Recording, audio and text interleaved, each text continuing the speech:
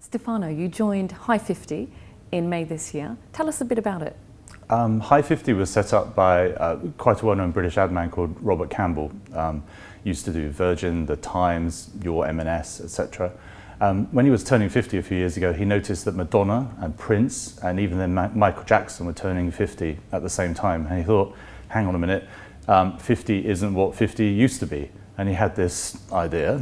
Originally he was going to call it TGI 50, but he got into a few problems with that name. And High50 sort of was born, at least in Robert's head. And then since then they've been establishing proof of concept. And then this year in May we got funding and I was able to join, and here we are.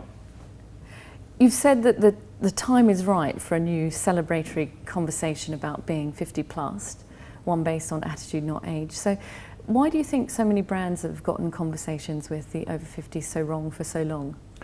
Although, let's be clear, to our children, we will always be old.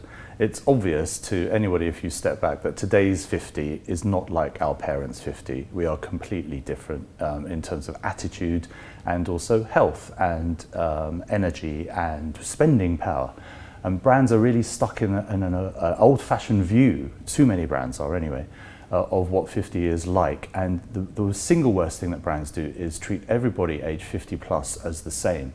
And so immediately you hit 50, you go into old age, you go into saga territory. But there's a very big gap between the ages of about 45 when you start thinking about becoming 50 and 65 when the government tells you to tick a different box, and then you go into saga territory. The people in the middle are very, very different to people aged 70, 75 plus.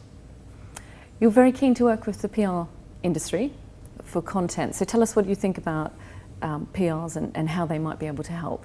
I think it's a brilliant opportunity right now for the PR industry, because whatever the question seems to be right now, the answer is branded content. And that branded content can come from pretty much any budget. It can come from the ad budget, the PR budget, loads of actually different budgets. And also the people commissioning that branded content, they could be the ad agency, they could be the media company, it could be the client direct, or it could be the PRs. So I think it's a fabulous time to be a PR.